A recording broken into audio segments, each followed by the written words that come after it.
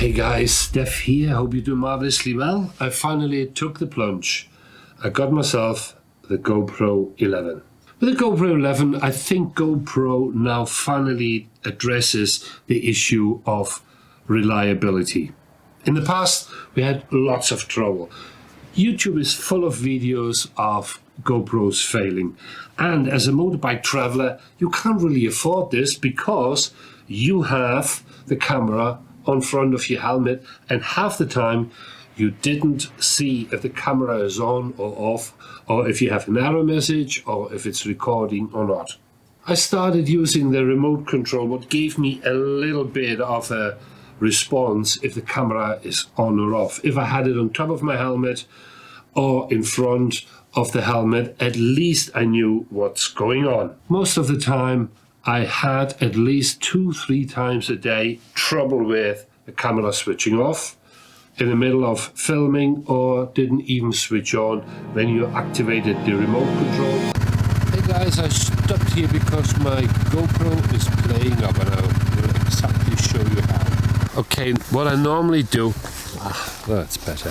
What I normally do is I have my remote here, you see it lost connection already. And when I'm riding, the camera is on, or I put it into standby pushing that button. You see, and now if I try to fire that thing up, nothing. There's nothing, and there's nothing. The battery pack is full, and the battery in the camera is full. Okay, what I have to do is take that off. Unplug everything. Actually, don't have to. Open this up. Pull the camera out. Pull the battery out. Put the battery back in. Then I had a red indication light.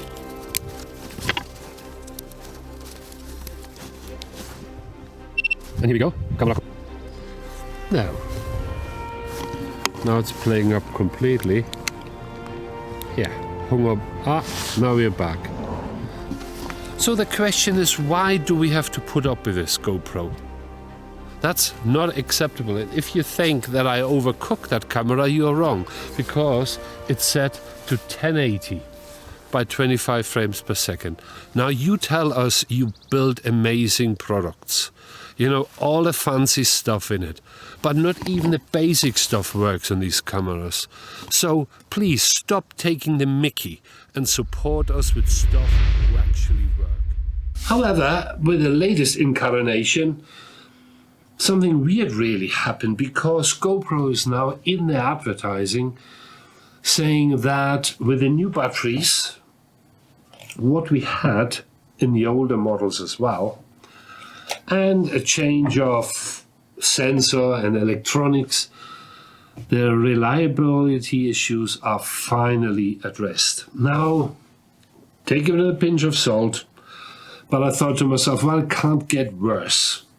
Yes, you spend a lot of money on them, but I still used version 9, and that was the worst version. So I decided, okay, take the plunge, got myself the 11 and set it up to the most basic setting what is there and give it a try.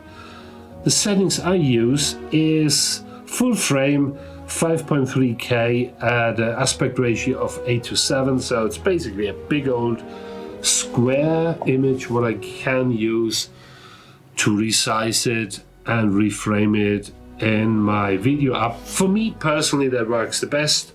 I don't need any fancy bits. As long as this works, I'm a happy man. The old number 10 ended up on my Venture stick because that whole setup here has problems on its own. I lost a lot of footage on my last trip to the Sahara Desert through Morocco because the camera didn't switch on, the camera didn't switch off, and then the SD card basically failed on me as well. The 11, well, so far, and I've been out for 3 days traveling through Czechoslovakia, and we had quite interesting weather, from fog, really cold weather, about 5 degrees, 7 degrees for hours, and the camera was working, as well as the remote control and the camera together. So far, not a problem. Touch wood, I'm not interested in any of the fancy bits in it. I just ask for one thing and one thing only. Have I hit the button record? That's all I'm asking for. So hopefully with this version 11, the standard problems have been resolved.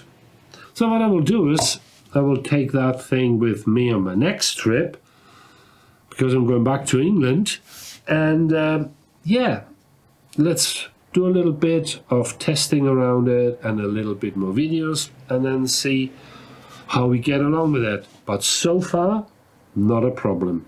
Right guys, see you around. Ride safe, stay safe. Till my next video. Bye.